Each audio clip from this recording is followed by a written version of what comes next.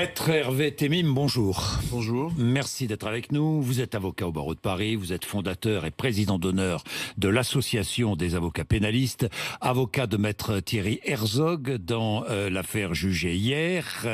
Vous êtes aussi conseiller, entre autres, de Bernard Tapie, Gérard Depardieu ou tant d'autres personnalités, ou pas d'ailleurs. Les condamnations d'hier, Nicolas Sarkozy, condamné à 3 ans de prison dont 1 an ferme, maître Thierry Herzog, son avocat, condamné à 3 ans de prison dont 1 an ferme, mais aussi 5 ans d'interdiction d'exercer pour violation du secret professionnel, et l'ancien haut magistrat Gilbert Azibert, condamné à 3 ans de prison dont 1 an ferme. Le tribunal a estimé qu'un pacte de corruption avait été conclu entre Nicolas Sarkozy, Thierry Herzog et l'ancien haut magistrat Gilbert Azibert, tous les 3 coupables de corruption et trafic d'influence, ont estimé les juges. Peine sévère, maître Temim, est-ce que vous jugez ces peines sévères? Je les juge non seulement sévères, mais surtout totalement injustifiées, parce qu'il n'y aurait pas dû y avoir de condamnation du tout. S'agissant des peines, je fais juste une réflexion. Elle est peut-être personnelle, mais elle me paraît importante. Elle concerne Thierry Herzog. La peine d'interdiction d'exercer qui a été prononcée est une peine qui, bien sûr, n'est pas exécutoire, puisque l'appel est suspensif, mais c'est une peine qui est humiliante et inutilement vexatoire, s'agissant d'un avocat dont je veux dire, et tout le monde le sait, qu'il est avocat à Paris depuis 40 ans, il est unanimement respecté, il fait l'objet d'ailleurs d'un soutien incroyable de la part de ses confrères, des gens qu'il connaissent, des instances ordinales, et il ne méritait en aucune manière d'être stigmatisé de la sorte, indépendamment des critiques qu'on peut apporter ou pas à ce jugement. Il y aura un appel, il y aura une deuxième manche, elle sera essentielle, mais je voulais vous dire cela tout de même. Appel, donc, Nicolas Sarkozy va faire appel, Thierry Herzog va faire appel. Il a fait appel déjà. Vous avez fait appel déjà. Appel suspensif, faut le rappeler. Bien sûr. Alors, juste une question. Peine mixte, sursis et prison ferme, c'est une habitude, c'est fréquent en correctionnel, maître. Quand il y a condamnation, c'est fréquent en correctionnel, oui. Avec un bracelet électronique à domicile ? Ça, c'est beaucoup moins fréquent que le tribunal le décide comme ça, ab initio. Oui. Évidemment, dans le cadre d'un procès où il n'y a aucune discussion de ce type, c'est un argument de 50e zone pour moi, car l'essentiel est ailleurs, mais à la limite, il y a une disproportion très grande entre la sévérité des attendus du tribunal et puis la peine qui est aménagée dès l'origine. Mais bon. Assignation à résidence, obligation de pointer au commissariat, etc., etc. Est-ce que maître Thierry Herzog va défendre Nicolas Sarkozy lors du procès Big Malion, de l'affaire dite Big Malion?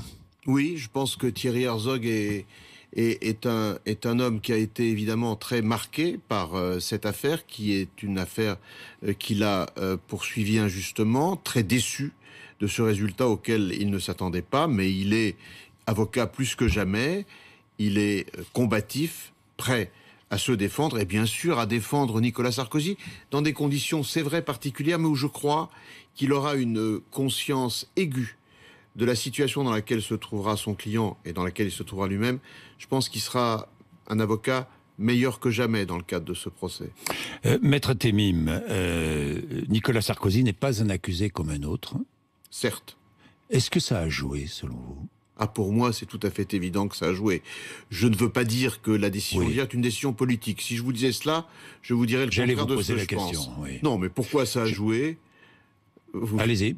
Parce que, à mon avis, quand le juge d'instruction qui instruit l'affaire libyenne a connaissance de ces écoutes incidentes et qu'il les communique au parquet en prenant un risque juridique, pour l'instant... l'avenir lui a donné raison, mais on n'est pas au bout de la partie. C'est-à-dire qu'il prend connaissance de bribes de propos échangés entre Nicolas Sarkozy et son avocat. Le juge sait mieux que personne que Thierry Herzog est son avocat. Je pense que si le client de Thierry Herzog avait été tout autre que Nicolas Sarkozy, il y a peu de chances que ces écoutes auraient été transmises au parquet. C'est mon avis. Je lis le jugement à propos de Nicolas Sarkozy.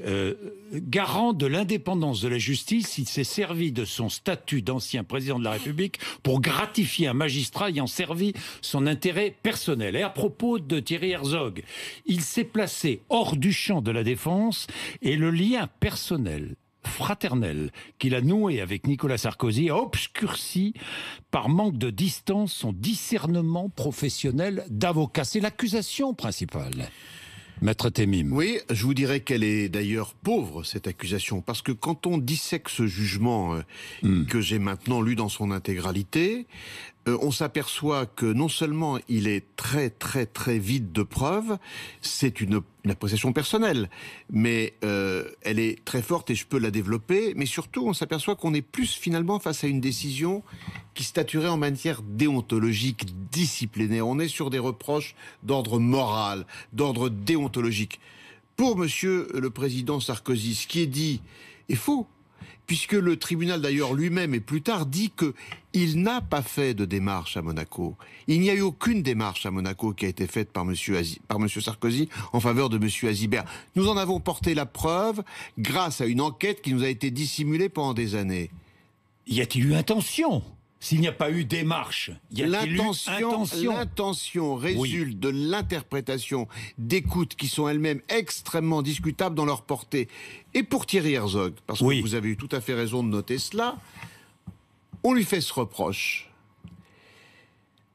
C'est un reproche, me semble-t-il, qui n'est pas tellement transposable à une accusation pénale. Mais au-delà de ça, je crois que Thierry Herzog n'a pas vu son jugement obscurci dans cette affaire. Pas du tout. S'il a, parce que le reproche qui lui est fait là, c'est d'avoir utilisé des téléphones cryptés. S'il l'a fait, monsieur Bourdin, et je crois que c'est à cause de cela qu'on s'est retrouvé dans cette situation ubuesque, c'est pour des raisons qu'il peut et qu'il doit aujourd'hui continuer à défendre. Pourquoi ? Parce qu'il n'a pas voulu que ces conversations avec M. Sarkozy puissent être non pas retranscrites, mais écoutées. Et il a eu raison. Aujourd'hui, M. Bourdin, moi, je déteste cela. En plus, je ne suis pas de cette génération, mais je converse avec tous mes clients sur Signal, sur WhatsApp. Je ne veux pas qu'un juge écoute ce que je dis à mes clients.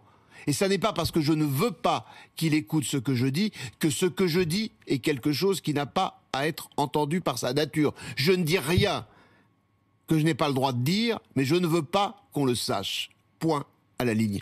Et la loi d'aujourd'hui ne sera peut-être pas la loi de demain. Nous allons nous battre pour que ces écoutes incidentes ne puissent plus faire l'objet de retranscription. Alors justement, je vais insister sur ce point, nous allons préciser certaines choses.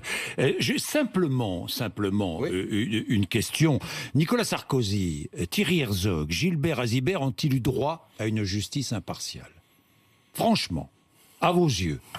Ils ont eu droit à une justice rendue selon les règles du droit positif actuel. Alors, justice impartiale, je ne suis pas certain qu'ils aient eu droit à une justice impartiale. Il y a eu des procédés qui ont relevé, dans ce qu'on a soutenu, de manquements au devoir de loyauté. J'entendais le chef du parquet financier juste avant votre émission. Oui, sur RTL ce matin. Sur RTL, dire que le tribunal avait dit que cette histoire d'enquête préliminaire était derrière nous. Oui. Vous savez, cette enquête qui nous a été cachée, qui a duré pendant des années, avec des scénarios totalement ahurissants. C'est faux. Le tribunal a déclaré que notre moyen, nous soulevions la nullité de la procédure. C'est un peu cela, la question que vous posez. Le tribunal a dit que nous n'étions pas recevables à le faire. Le tribunal n'a pas été sur ces sujets qui fâchent. Le tribunal n'a pas dit un mot sur ce qu'il fallait penser de cette enquête préliminaire. Le tribunal a dit: c'est trop tard pour le soulever, c'est génial, parce qu'on n'a pas eu accès à cette enquête préliminaire au moment où on aurait pu soulever, et au moment où on le soulève, c'est trop tard. Mais en revanche, le tribunal a dit, eh bien, vous êtes irrecevable, et ces éléments de l'enquête sont dans le dossier, donc ça suffit comme ça. Ça n'a pas été tranché. Avec ce jugement, la justice a peut-être, je dis peut-être, volontairement, désacralisé la confidentialité des échanges entre un avocat et son client. Alors que disent les magistrats qui ont précisé que ce secret n'est pas intangible. Le contenu des échanges ne procède nullement de l'élaboration d'une stratégie de défense ou d'une consultation juridique. Dans le cas de Maître Thierry Herzog, il met en lumière des indices de participation à des infractions pénales. Des infractions pénales. Est-ce que on a là, et on est en train de désacraliser la confidentialité des échanges entre un avocat et son client? On y porte un coup très rude, Monsieur Bourdin. Vous parlez de sacralité. Oui. Je n'allais même pas si loin. Oui. Le secret qui existe dans les propos que tient un client à son avocat, il est fondamental. C'est le socle, et le tribunal l'a reconnu, de la confiance qui doit exister entre un avocat et son client. C'est le socle de la défense pénale. La justice, c'est un équilibre, c'est donc quelque chose qui est nécessaire au bon fonctionnement de la justice. Et d'ailleurs, le secret professionnel est une valeur qui n'est pas là pour protéger le client, encore moins l'avocat pour qu'il ait une obligation, ça protège la justice. Si je suis votre avocat, vous ne pouvez pas me délier du secret professionnel. Vous pouvez me dire, si, Maître Témime, vous pouvez parler de ça. Je n'ai pas le droit. Même si vous me dites, allez-y, je n'ai pas le droit. Et donc là, ce qui est terrible, c'est que le tribunal a fait une analyse des écoutes téléphoniques auxquelles il a procédé, qui est une analyse qui n'est pas, à mon avis, justifiée. D'abord parce que aujourd'hui, dans un état du droit, pardon, c'est technique, dans un état du droit qui est mouvant, ce qu'accepte la Cour de cassation, qui est très en retrait de ce qui devrait exister, c'est qu'on puisse retranscrire le propos d'un avocat avec son client à la condition que cette conversation démontre la participation de l'avocat à une infraction. Oui, mais il faut que ce soit la conversation en elle-même qui le démontre. Pas d'autre avant, pas d'autre après. Et là, c'est pas ce qu'a fait le tribunal dans son analyse. Il ne s'est pas livré à une analyse intrinsèque des conversations, contrairement à ce qu'il dit. Dans votre livre, votre dernier livre, paru en septembre dernier, qui a pour titre « Secret défense » chez Gallimard, vous écrivez, je vous cite, « Il n'y a pas de métier d'avocat ni de défense qui vaille sans secret absolu. C'est le début de la relation entre quelqu'un qui a besoin d'un avocat et son avocat. Si je recherche la vérité, c'est que je veux vous juger. Et si je vous défends, je n'ai pas à juger. » C'est ce que vous écrivez. Oui. J'écris ces deux choses, pas exactement à la suite, mais j'écris ces deux choses. Ces deux choses. Vous avez tout à fait raison, je l'ai écrit, je le maintiens, je persiste et je signe. Mais aujourd'hui, nous vivons dans un monde, je dirais dans le monde de la justice publique, Maître Témime. Le monde de la justice publique. Mais combien d'avocats participent à des révélations? Lorsqu'on retrouve à la une d'un journal telle ou telle affaire, n'est-ce pas parfois parce qu'un avocat a parlé et a rompu le secret professionnel? Bien sûr que si, et c'est catastrophique. Bien sûr que si, et c'est catastrophique. Alors, je le dénonce sur un plateau de télévision, on pourrait se gausser de moi, je le fais et je m'exprime après ce jugement parce que j'ai le droit et même le devoir de commenter et de critiquer une décision qui me paraît injuste. Mais les avocats ont évidemment leur rôle dans cette dérive et quand ils en sont responsables, eh bien il faut les vilipender. Mais ils sont loin d'être les principaux acteurs de cette dérive, croyez-le. Alors, les enquêteurs, les procureurs, les policiers, bien souvent, les procureurs, les magistrats, et parfois certains magistrats du siège, plus rarement. Plus rarement. Maître Témime, le jugement conforte le parquet national financier. Franchement, est-ce qu'il y a là, est-ce que vous voyez dans ce jugement une revanche? Je ne sais pas moi, une revanche de la magistrature sur les politiques.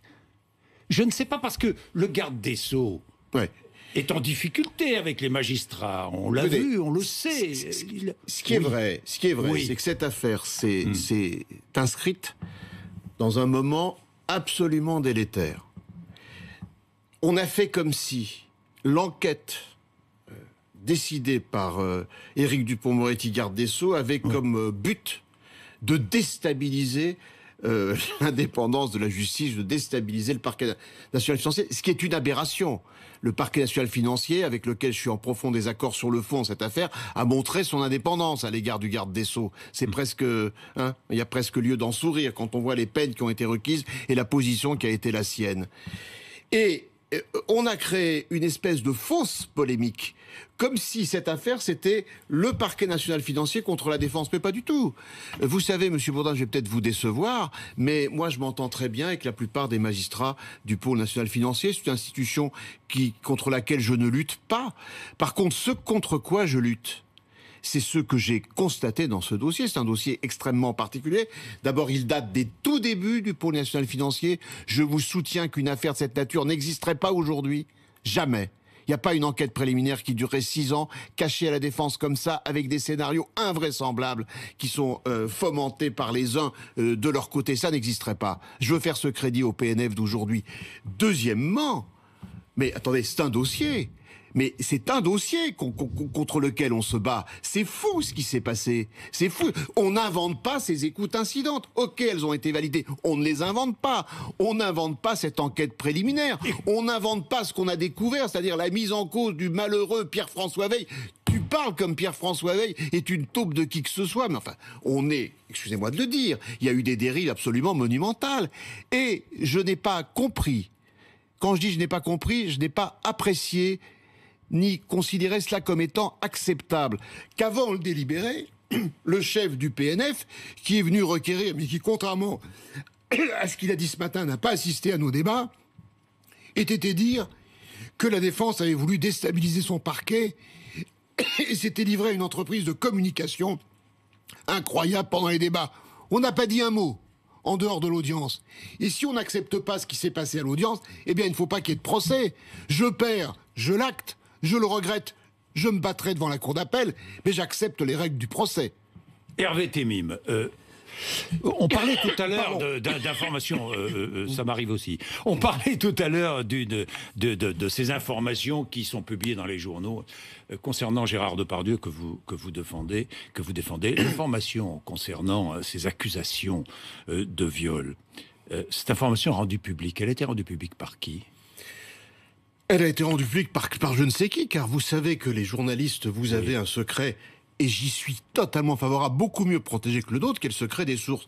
Donc il ne m'arriverait même pas, il ne peut même pas m'arriver de poser la question aux journalistes pour savoir quelle est sa source. Ce que je peux vous dire, c'est que c'est pas moi. C'est pas nous, les avocats de M. Depardieu. C'est sans aucun doute pas l'avocat de la partie civile. C'est pas le juge d'instruction ni son greffier. C'est donc des gens en dehors de cette sphère. Donc probablement soit un enquêteur, soit un magistrat du parquet. En tous les cas, c'est lamentable que cela ait été publié, surtout dans le Parisien, avec un récit complètement faux de ce qui se serait passé, contre lequel je me suis insurgé, mais je ne me livrerai pas à la défense de M. Depardieu ou de qui que ce soit sur votre plateau ou ailleurs pour expliquer à sa place ce qu'il a à dire, ou pas d'ailleurs, au juge d'instruction. Est-ce l'illustration, une fois de plus, de la justice rendue sur la place publique ? C'est surtout une illustration que, pour une fois, les choses avaient bien fonctionné. Figurez-vous que le secret avait été gardé pendant 2 mois. C'était miraculeux. Parce que M. Depardieu était arrivé d'ailleurs avec moi et ma collaboratrice par la grande porte, si j'ose dire, devant au tribunal judiciaire, et il avait été vu, etc. L'information n'était pas sortie et puis boum, le secret n'a pas tenu.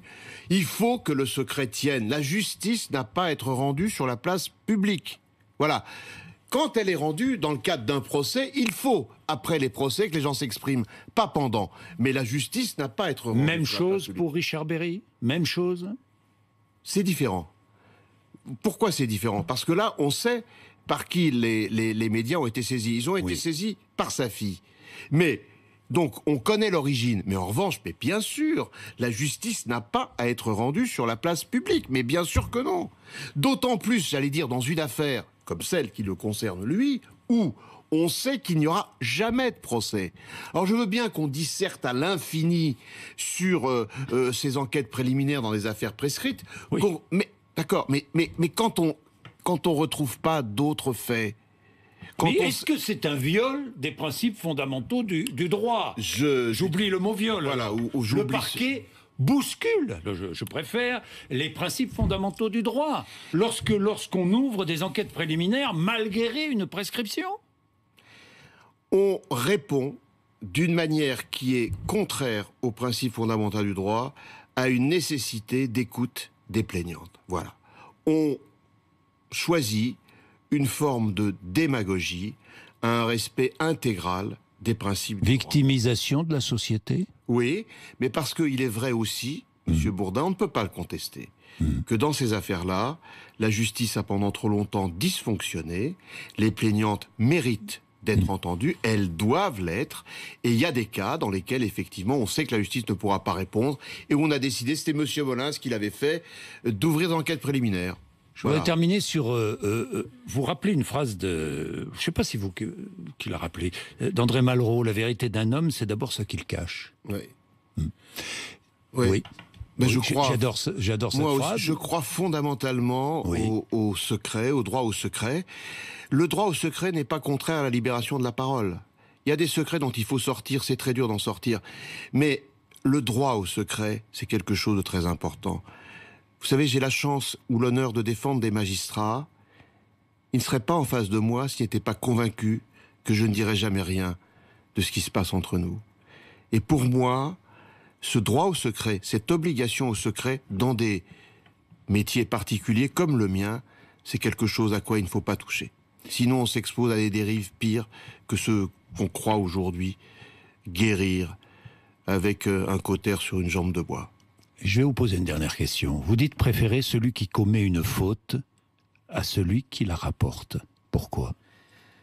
Je parle là de mon caractère, de mon tempérament, parce que si vous voulez, j'ai eu la chance, pas pendant longtemps, mais suffisamment longtemps d'avoir un père qui représentait pour moi une image très forte, qui m'a transmis des valeurs d'intégrité au plus haut point, et qui avait cette faculté, cette qualité de ne pas aimer celui qui rapportait. Je suis resté comme ça toute ma vie. Ça ne veut pas dire que je préfère celui qui commet la faute à celui qui ne la commet pas, mais ça veut dire que je n'aime pas celui qui la rapporte.